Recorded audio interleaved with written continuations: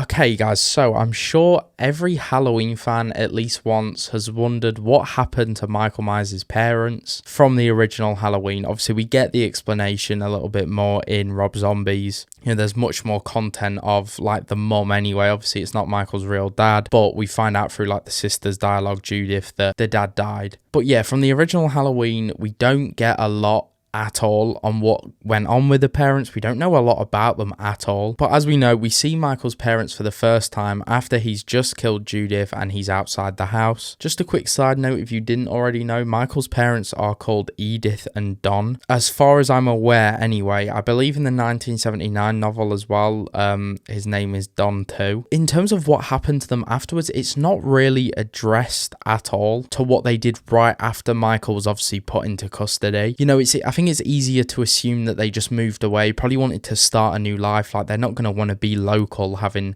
had something like that happen. You know, in Halloween 2 it is mentioned that they kind of went off separately and they did actually die in a car accident, and that was kind of their reason for not being around at all for like the future films too, like they're dead. But yeah, they more than likely died between 1963 and 1978. So in that sense, if you're following the Halloween 2 timeline, you can just kind of leave it as they got killed off in a car accident. And yeah, with the parents, we are kind of just left to assume, you know, our own reasons for why they weren't involved. I think another reason to why like they probably weren't brought into or like brought back from a director or anything like that is probably also because you bring them in and there's a real space that opens for them to be able to over explain Michael, you know, like maybe speak about some of his tendencies as a kid, stuff like that, which is kind of unnecessary territory to start diving into. And me personally, I'm pretty content with the idea that, like, you know, they moved away when Michael got put into the